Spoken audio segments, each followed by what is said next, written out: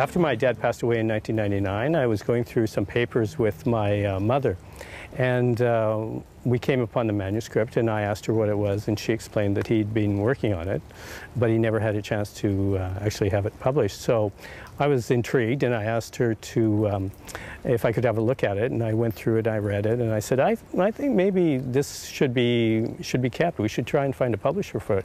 And she agreed.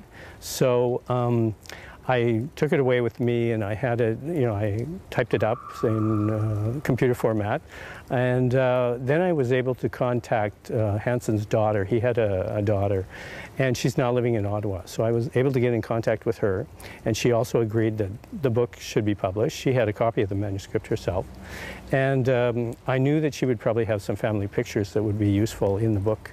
So I met her, and she lent me the photographs that are in the book, and then I started looking for a publisher, and I really was interested in using an academic press, because I thought this was a book that had a lot of historical basis to it, and it also had some interesting areas that should be mapped. And I think when you're reading a book like this, it's really important to have good maps. So I thought an academic press would be probably ideal for this.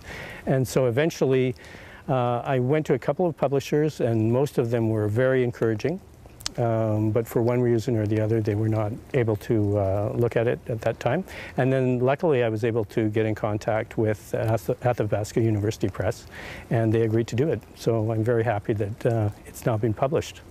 He wrote 3 books, and the first book, North to Cree Lake, is his autobiography of a time when he was 17 years old, and he went with his brother to be a trapper in northern Saskatchewan during the Depression. So the period of that book is about 7 years, so it's quite short. His second book was Face the North Wind.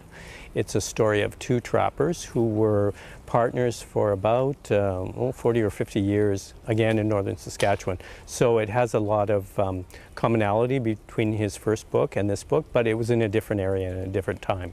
So Northern Rover is a book that is really about one man's journey and his life as an adventurer in Saskatchewan.